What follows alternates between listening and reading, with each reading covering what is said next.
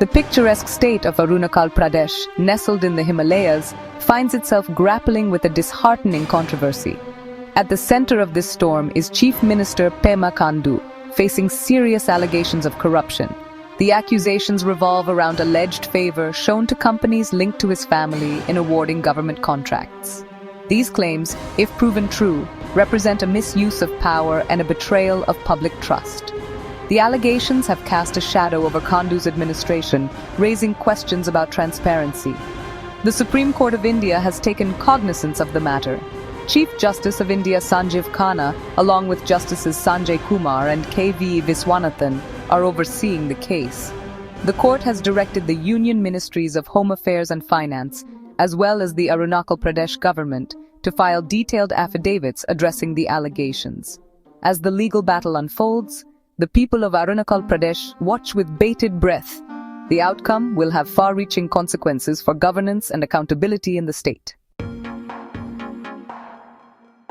The allegations against Chief Minister Pema Khandu did not emerge overnight. They have a history dating back to 2003 to 2004, during the tenure of his father, Dorji Khandu, as a minister. These early whispers of impropriety centered around alleged irregularities in road restoration and land protection projects. The whispers grew louder in subsequent years, with non-governmental organizations raising concerns about potential corruption in government contracts. In 2010, these concerns culminated in formal petitions filed by organizations like the Savmon Region Federation and Voluntary Arunachal Seva. These petitions specifically alleged the manipulation of contracts for personal gain. Despite these early warning signs, the allegations did not receive significant public attention until recently. The case gained momentum in January 2024 when the Supreme Court, acknowledging the gravity of the claims, issued notices seeking responses from the involved parties. The court's intervention, led by advocates like Prashant Bhushan, marked a turning point, bringing the allegations into the harsh glare of the national spotlight. At the heart of the corruption allegations against Chief Minister Khandu lie numerous government contracts awarded under his watch. These contracts, spanning various sectors and worth crores of rupees, have raised eyebrows due to the alleged involvement of companies with direct links to Khandu's family members. One of the most glaring examples is the alleged manipulation of the Sampurna Gramin Rojdgar Yojana, a rural employment guarantee scheme. Petitions filed with the Supreme Court claim that contracts for the distribution of rice under the SGRY were awarded to companies associated with Khandu's family, resulting in the misappropriation of funds. These allegations, if proven true, represent a gross injustice to the intended beneficiaries of the scheme, the rural poor.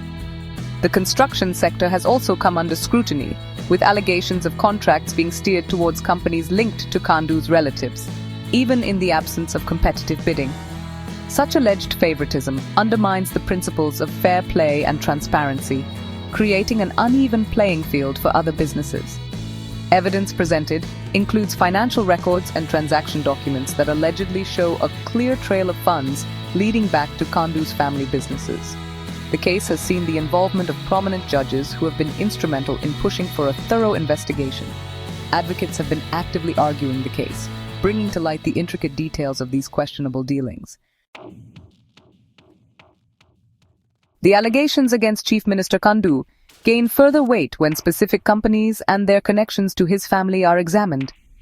Two companies in particular have been named in the petitions filed with the Supreme Court: MS Brand Eagles and MS Alliance Trading Company. MS Brand Eagles, a construction company, is alleged to be owned by Khandu's wife. This company reportedly secured numerous government contracts during Khandu's tenure, raising concerns about potential conflict of interest and preferential treatment. The sheer volume of contracts awarded to this company has raised red flags for those scrutinizing the allegations. MS Alliance Trading Company, owned by Khandu's nephew and Tawang District MLA Tsering Tashi, is another company facing scrutiny. Allegations suggest that this company too benefited from its proximity to power, securing contracts without facing adequate competition. The involvement of an elected representative like Tashi adds another layer of complexity to the case. The investigation is being overseen by a bench with prominent advocates representing the petitioners. The report, once eagerly anticipated, was met with disappointment. Critics claimed it lacked depth, missing crucial data, and failed to address key issues. Many felt it was a missed opportunity for meaningful change, citing a lack of actionable recommendations and transparency. The report, submitted in 2024, was reviewed by the justices, with advocates presenting their arguments.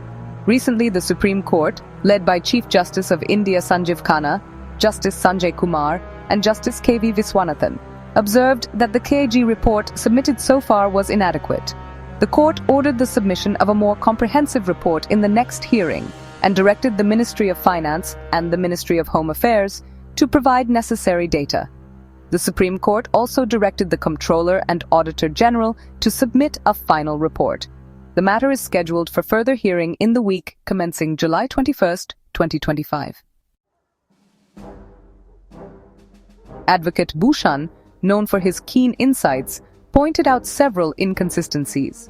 He noted that the report glossed over crucial evidence, including key testimonies and financial records.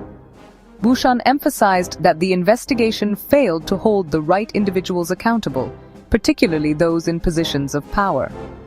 His observations raised further questions about the integrity of the investigation and suggested potential legal implications for those involved. Among the judges involved were members of the bench overseeing the case. Advocate Prashant Bhushan represented NGOs Save Mon Region Federation and voluntary Arunachalnews. Senior Advocate Rajiv Dutta appeared for the Arunachalpradesh government. Attorney General R. Venkataramani represented the central government. Other notable advocates provided additional legal perspectives. As Khandu's wealth continued to grow, so did the scrutiny. Financial analysts and watchdogs began to piece together a troubling picture. They uncovered detailed data on his assets, sources of income, and discrepancies. From 2011 onwards, Khandu's net worth saw a significant increase, rising from Rs 3 crores to over Rs 330 crores by 2024, as per election affidavits. The sources of his newfound riches were murky, raising suspicions of corruption and illicit activities. Judges and advocates were involved in the scrutiny, adding weight to the investigation.